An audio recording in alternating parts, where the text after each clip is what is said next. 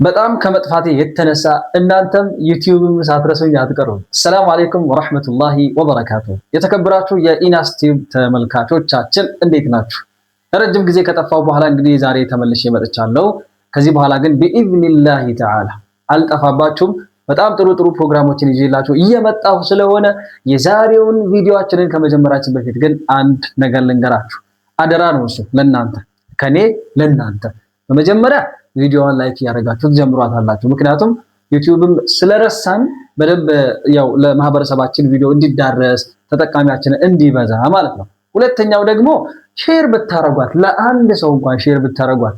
እርግጥ ነው አውቃለሁ ስራ ነው ሼር ማድረግ፣ ግን ስራነቱን ሳይሆን እንደው ለአንድ ሰው ሼር ስታረጉ እናንተ ሼር ባረጋችሁት ደግሞ ቪዲዮ ገብቶ ተምሮ ይሄንን ዛሬ የምንማረውን ፊደል አስተካክሎ ከዚህ በኋላ ቁርአን ሲቀራ ይሄንን ዳድን ፊደል አስተካክሎ ከቀራ ወላሂ ثم والله ሐቁን ነው የምነግራችሁ፣ ሁሌ አጅር እናንተ እኩል ትካፈላላችሁ ከሱ ጋር። ይሄን ፊደል አስተካክሎ በመቅራቱ እኩል ከሚቀራው ሰውዬ ጋር አጅር ታገኛላችሁ። ስለዚህ ይችኛዋን ፓርቲ ያሰባችሁ ስራነቱን ድካሙን ሳይሆን እንደው ለአንድ ሰው ሼር በማድረግ ምን ያህል አጅር እንደምታገኙ እናንተ ይሄን በማሰብ ሼር አድርጉት። ዛሬ እንግዲህ በተጅዊድ በሰሌዳ ፕሮግራማችን የዳድ ፊደል ተራ ነው። ስለ ዳድ ፊደል እንማራለን ዛሬ ኢንሻአላህ። ዳድ ፊደል ይሄ ፊደል አረብኛ ቋንቋ ውስጥ ብቻ የሚገኝ ከአረብኛ ቋንቋ ውጪ ሌላ ቋንቋ ላይ የትኛውም ቋንቋ ላይ የለም። ለዛ ትንሽ ከሌሎቹ ፊደሎች አንፃር ከበድ ይላል። ልምምድ ይፈልጋል፣ የተለየ ልምምድ ይፈልጋል። ሌሎቹ ፊደሎች ምናልባትም ቶሎ ሊወጡላችሁ ቶሎ ሊስተካከሉላችሁ ይችላሉ። ዳድ ፊደል ግን ቶሎ አይወጣም፣ ቶሎ አይስተካከልም። ይሄ እውነቱን ነግራችሁ ነው መጀመሪያው ትምህርቱን ሳስተምር ማለት ነው።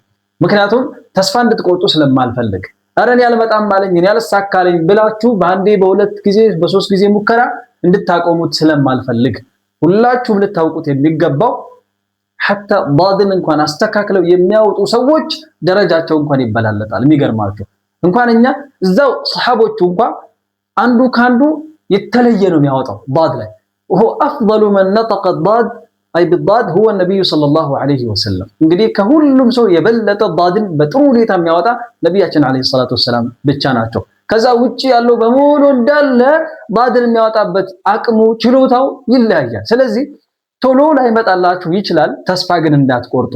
እናንተ ይህንን ሐርፍ አስተካክላችሁ ቁርአንን በትክክል ለመቅራት ጥረት እስካደረጋችሁ ድረስ ደግሞ አላሁ ሱብሓነሁ ወተዓላ የሙህሲኖችን አጅር የሚታገሉ የሚለፉ ሰዎችን አጅር ደግሞ አላህ አይጥልባችሁ። ስለዚህ ነብዩ ሰለላሁ ዐለይሂ ወሰለም በቁርአናቸው ላይ በሐዲታቸው ላይ እንደነገሩን ወለዚ የተተዕተዑ ወሁወ ዐለይሂ ሸዲድ ብለው ቁርአን ሲቀራ የሚታገል የሆነ ሚለፋ ሚደክም እያስቸገረው የሚሞክር ሰው ደግሞ ለሁ አጅራን ነው የተባለው፣ ሁለት ምንዳ በመቅራቱም በመታገሉም። ስለዚህ እኛ በሁሉም እንትን አቅጣጫ አትራፊዎች ስለሆነ ጥረትና ሙከራ በደንብ ያስፈልጋል። እንግዲህ ወደ ትምህርታችን ስንገባ ዛሬ የምንማረው ስለ ዳድ ፊደል ነው ብያችኋለሁ። ይሄንን ፊደል እንዴት አድርገን እንደምናወጣ፣ ከየት እንደሚወጣ፣ ሰዎችስ ምን አይነት ስህተት ይሰራሉ ይሄንን ፊደል በሚያወጡበት ጊዜ፣ እነዚህ ነጥቦች ጠቆም አደርጋችኋለሁ ኢንሻአላህ። ዛሬ እየተጠቀምኩ ያለሁት ማርከር ያው ትንሽ ለአይን አይታይም በደንብ። በሚቀጥለው ኢንሻአላህ ደርስ አስተካክላለሁ፣ ሌላ ማርከር ቀይሬ እመጣለሁ። እሺ ዳድ ፊደል ከየት ነው የሚወጣው ወደሚለው እንምጣና መጀመሪያ መውጫ ቦታውን ልንገራችሁ። እዚህ ጋር እንደተለመደው ያው የስዕል ችሎታ እንደሌለኝ ታውቃላችሁ። ስለዚህ አላፍርም። እንግዲህ ስዕል ከዚህ በኋላ እንደ ተናግሬያለሁ። ይሄ ምላስ ነው ብለን እንውሰድ። ምላሳችን ከዚህ በፊት እንደምናውቀው 3 ክፍሎች አሉት ብለናል አይደል? ከፊት ለፊት ማለት ነው። እዚህ ጋር አሁን ይሄ ቅርቡ የምላሳችን ክፍል እንበለው። ቅርቡ ለማን ነው ቅርቡ የሚባለው ብያችኋለሁ? ለአፍ ነው። ይሄ አፍ ከሆነ ለአፋችን ቅርቡ የምላሳችን ክፍል ይሄኛው ሲሆን መካከለኛው የምላሳችን ክፍል ይሄ ነው። ከዛ ይሄ ደግሞ ሩቁ የምላሳችን ክፍል ይሆናል ማለት ነው። ሩቅ የምላሳችን ክፍል ነው። ሌላ ከዚህ በፊት ያላየነው ያላስተዋልነው የምላስ ክፍል አለ። እሱም በጎን በኩል ያለው ከዚህ ጀምሮ እስከዚህ ድረስ ያለው ወይ ደግሞ በዚህኛው በኩል ከመጣን ከዚህ ጀምሮ እስከዚህ ድረስ ያለው ይሄ የምላሳችን ጎን ነው አይደል? እሺ የምላሳችን ጎን በአረብኛው ሐፈቱል ሊሳን ተብሎ ይጠራል። ሐፈቱል ሊሳን አንዱ፣ ሐፈታ ሲሆን ደግሞ ሁለቱ ማለት ነው። ሐፈታ አልሊሳን። طيب ይሄ የቋንቋ ጉዳይ ነው፣ ችግር የለውም። አሁን እኛ የምንፈልገው ዛሬ ባድ ፊደል የሚወጣው ከምላሳችን ጠርዝ ወይም ሳይድ ስለሆነ ከየት በኩል ነው የሚወጣው? የምላሳችን ጎን ላይስ የተለየ ቦታ አለው ወይስ ሙሉ የምላሳችንን ክፍል ይጠቀማል? ምላስ ብቻውን ደግሞ ከዚህ በፊት ፊደል እንደማያወጣ ነግራችኋለሁ። አጋዥ ይፈልጋል ብያችሁ ነበር። ታዲያ የትኛው የአፋችን ክፍል ነው የምላሳችንን ጠርዝ የሚያግዘው የሚለውን ደግሞ አሁን አስከትዬ ነግራችኋለሁ። እሺ የመጀመሪያው ነጥባችን ይሄ ዳድ ፊደል የሚወጣው ከምላሳችን ከሙሉ ጠርዙ ነው ማለት እንችላለን። ግን እዚች ጋር ትኩረት እንድታደርጉ ፈልገው ከዚህ ጀምሮ እስከዚህ ድረስ አካባቢ ይሄኛው ክፍል መንጥቀት الضغط والاتكاء ብለው ይጠሩታል ዑለማዎች። መንጥቀቱ الضغط والاتكاء ማለት ጫና የሚኖረው እዚህኛው ክፍል ላይ ነው። ዳድ ፊደልን በምናወጣበት ጊዜ በደንብ ረገጥ የምናደርገው ጫን ብለን የምናወጣው እዚህኛው ክፍል ላይ ነው። መንጥቀቱ الضغط والاتكاء የሚባለው ላይ እቺኛዋ ደግሞ ከዚህ ጀምራ እስከዚህ ድረስ ያለችው እቺ አድና አልሐፋህ ትባላለች። ይሄንኛው አቅሳ አልሐፋህ ነው የሚባለው። ያው ሐፋ ምላስ ጠርዝ ነው ብያችሁ የለ ሐፈቱል ሊሳን አቅሳ አልሐፋህ ሩቁ ጠርዝ በሉት ከፈለጋችሁ ሩቁ ጠርዝ ልትሉት ትችላላችሁ። ይሄንኛው ደግሞ ቅርቡ ጠርዝ ነው አድና አልሐፋህ። طيب ይሄንኛው አቅሳ አልሐፋው መንጥቀቱ الضغط والاتكاء ከተባለ በደንብ የምንጫንበት በደንብ የምንረግጥበት ክፍል ከሆነ እቺኛዋ ደግሞ አድነል ሐፋዋ መንጥቀቱ አተላሙስ ትባላለች። ያ ማለት ምላሳችን እዚህ ጋር ያለው የምላሳችን ክፍል ዝም ብሎ ከላይ ነካ ነው የሚያደርገው፣ ነካ ብቻ። ዋናውን ስራ የሚሰራው ግን በደንብ የምንረግጠው በደንብ የምንጫነው ዳድ ፊደል ለማውጣት እዚህኛው አቅሳ አልሐፋህ የሚባለው ክፍል ላይ ነው ማለት ነው። በጣም ጥሩ። ይሄ እንግዲህ የምላሱ የትኛው ክፍል እንደሆነ ዳድን የሚያወጣው ካወቅን ምላሳችንንስ ማን ነው የሚያግዘው? የሚያግዘው የአፋችን ክፍል ደግሞ ከላይ በኩል በሱ በዚህ ትይዩ ያሉ መንጋጋ ጥርሶቻችን አሉ አይደል? ጥርሶቻችን አሉ። እዚህ ጋር አሁን ለምሳሌ እነዚህ አራቶቹ መንጋጋዎቼ ናቸው ብል እነዚህ መንጋጋዎችና ይሄ የምላሳችን ጠርዝ ተገናኝተው ነው ዳድ ፊደል የሚወጣው። ስለዚህ የምላሳችሁ ጠርዝ ከመንጋጋዎቻችሁ ጋር በመገናኘት ዳድ የሚባለውን ፊደል ያወጣል ማለት ነው። ገባችሁ? ዳድ ፊደል መውጫ ቦታው የት እንደሆነ ግልጽ ነው። በጣም ጥሩ። አሁን ሰዎች ምን አይነት ስህተት ይሰራሉ ወደሚለው እንመጣለን። እዚህ ጋር ልትጠነቀቁ የሚገባችሁ ይሄንኛውን መንጥቀት التلامس የሚባለውን ክፍል ምላሳችን ዝም ብሎ የላይኛው የአፋችንን ክፍል እዚህ ጋር መንካት ነው ያለበት እንጂ መርገጥ የለበትም። ሰዎች ግን የሚያረጉት ብዙ ጊዜ ምንድነው ይሄንኛው ላይ መርገጥ ሳይሆን የፊት ለፊተኛዋ ወይም ቅርቢቷ የምላሳችን ጠርዝ ላይ ጫና ያደርጋሉ፣ ይረግጡና ወፍራም የሆነ ዳል ፊደል ያወጣሉ። ዳድ ፊደል በማውጣት ቦታ ዳል ፊደልን ሲያወጡ እናስተውላለን። ለምሳሌ ضحك ضرب ይሄ ዳል ፊደል እንጂ ዳድ አይደለም። ምንም እንኳን ዳል ፊደል ባይወፍርም በባህሪው ግን ዳልን እያወፈረ ነው ይሄ ሰውዬ ያለው እንጂ ዳድ የሚባለውን ፊደል እያወጣ አይደለም ማለት ነው። እና ይሄንን ልንጠነቀቅ ይገባል። አንዱ ስህተት ይሄ ነው። ሁለተኛው ስህተት ደግሞ በኋላ ኢንሻአላህ ሐርፉን አብረን ከሞከርነው በኋላ የሚሰሩ ስህተቶች አሉ። እነሱን ደግሞ ለማስታወስ እሞክራለሁ። እሺ አሁን በቀጥታ ዳድ ፊደልን አብረን እናወጣዋለን። እንደተለመደው ዳድን መጀመሪያ ሳኪን እናረግና እንሞክራለን። ከዛ ደግሞ ሶስቱን የተለያዩ ሐረካዎች እየቀያየርንለት ደግሞ አብረን እንሞክረዋለን ማለት ነው። እንደተለመደው ያው አረቦች ሳኪን በሆነ ፊደል ስለማይጀምሩ ዳድን ሳኪን እናርገውና ከአስቀድመን ደግሞ ሙተሐሪካ የሆነች ፈትሐ ያላት ሐምዛ እንውሰድ። እስኪ ሐምዛን አምጥተን ዳድን ደግሞ ሳኪን አድርገን እንሞክረዋለን። ከኔ ጋር አብራችሁ እንድትሞክሩ ፈልጋለሁ። እስኪ እንሞክር። እዚች ጋር ነቃ እንድትሉ የምፈልገው ተመልከቱ፣ አዳምጡኝ። ዳድ ላይ ጫን ስል ድምጼ ይለጠጣል። መግፋት አለብን ድምጹን ማለት ነው። እንዲህ ብላችሁ ቁርጥ ያለ ድምጽ አይደለም ማውጣት ያለባችሁ።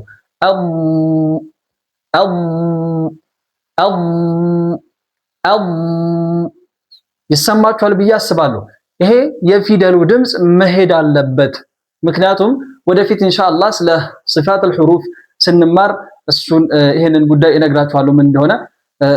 አንደኛ የረኻዋ ፊደል ነው። ረኻዋ የሚባል ባህሪ አለው። ሁለተኛ እስቲጣላ የሚባል ባህሪ አለው። ያው ድምጹ ለጠጥ ማለት አለበት። አብ ብላችሁ ቁርጥ አይደለም የምታረጉት። ልክ እንደነ ሽዳ ባህሪ ያላቸው ፊደሎችን አስታወሳችሁ።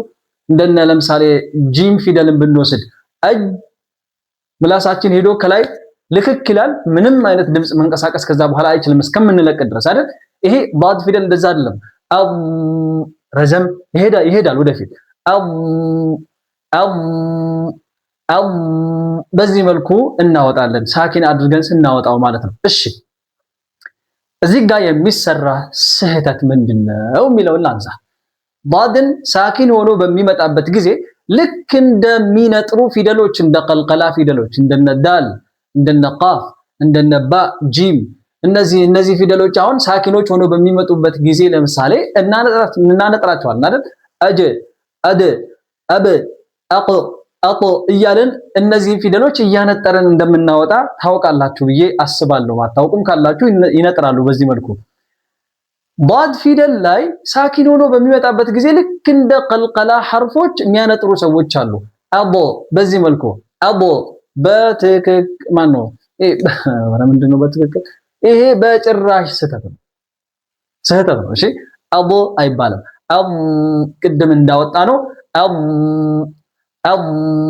በዚህ መልኩ ነው ዳድ ሳኪን ሆኖ በሚመጣበት ጊዜ የሚወጣው። ብቻውንም ይሁን ሐታ ቃሎች ላይ የቁርአን አያ ላይ ምናምን ራሱ መሃል ላይ ገብቶ በሚመጣበትም ጊዜ በዚህ መልኩ ድምፁን ረዘም አድርገን ነው እንጂ የምናወጣው፣ አናነጥርም። እንዳታነጥሩ፣ ዳድ ፊደል እንዳታነጥሩ።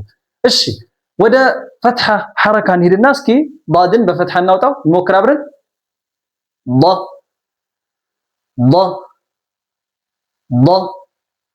ጀሚል። እሺ አሁን በضማ እንሞክር እስኪ ደግሞ ضማ ቡ ሙምታዝ። አሁን ደግሞ ከስራ እናምጣ ዲ እዚች ጋር አንድ ማስታወሻ ልስጣችሁ። እነዚህ ዳድና ከሱ ውጪ ሌሎች 6 ፊደሎችም አሉ። እነዚህ 7 ፊደሎች ሁሩፍ አልኢስቲዕላእ ተብለው ይጠራሉ። መቼም ቢሆን አይቀጥኑም። እሺ ሐረካው ከስራ እንኳን ሆኖ ቢመጣ የውፍረት ደረጃው ይቀንሳል ነው እንጂ የሚባለው ዳድ ፊደል አሁን ለምሳሌ ከስራ ሐረካው ሲሆን አይቀጥንም፣ ግን የፈትሐና የضማ ተፍኺሙ ውፍረቱ ይቀንሳል።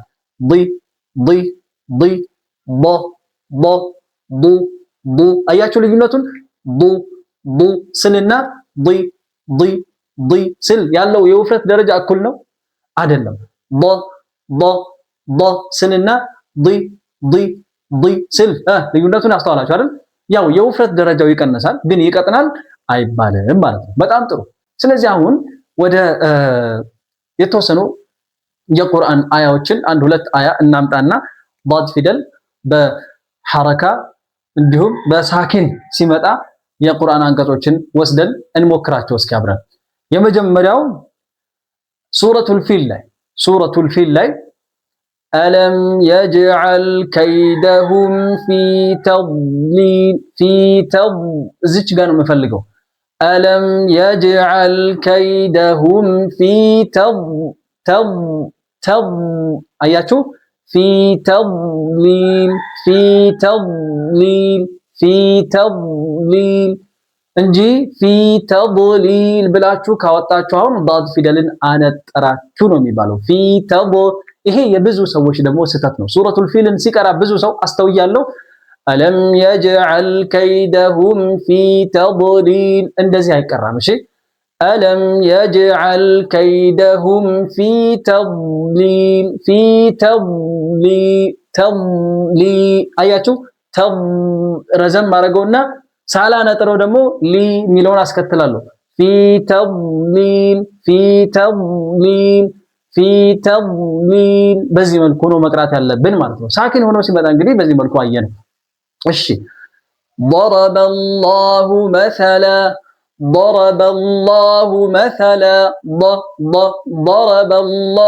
مثلا በዚህ መልኩ ደግሞ በሐረካ አገኘ ነው ማለት ነው። طيب እሺ እናንተ እንግዲህ ፊደሉን ለብቻው በተናጠል ማውጣት ከቻላችሁ የቁርአን አያ ላይ ሲመጣ መቅራት ቀላል ነው የሚሆነው፣ አያስቸግራችሁም ኢንሻአላሁ ተዓላ። ዋናው ነገር ስህተቱ ምን እንደሆነ ጥንቃቄ ማድረግ ያለባችሁ ምን ቦታ ላይ እንደሆነ ማወቃችሁ ነው። ለዛሬ ዳድ ፊደልን በዚህ መልኩ ካየነው ይበቃናል ኢንሻአላህ። ለብቻው ቀን የሰጠነው ለብቻው ደርስ የኸሰስንለት እሱ ከሌሎቹ ፊደሎች በተለየ ትንሽ ጥረት ስለሚፈልግና ልምምድ በደንብ ስለሚፈልግ ብቻውን ነው ላስተምራችሁ የወደድኩት። በሚቀጥለው ደርሳችን ደግሞ ሌሎች ያልተማርናቸው አዲስ ፊደሎችን ይዤላችሁ እመጣለሁ ኢንሻአላህ። ሌሎችም ተጨማሪ ፕሮግራሞች ይኖሩናል። ባረከላሁ ፊኩም። ቪዲዮውን ላይክ ያላረጋችሁ አሁንም ላይክ ማድረግ አትርሱ። ሼር አድርጉት ለወንድም ለእህቶቻችሁ። ፋይዳው ጥቅሙ እናንተ ጋር ብቻ እንዲቀር አታድርጉ።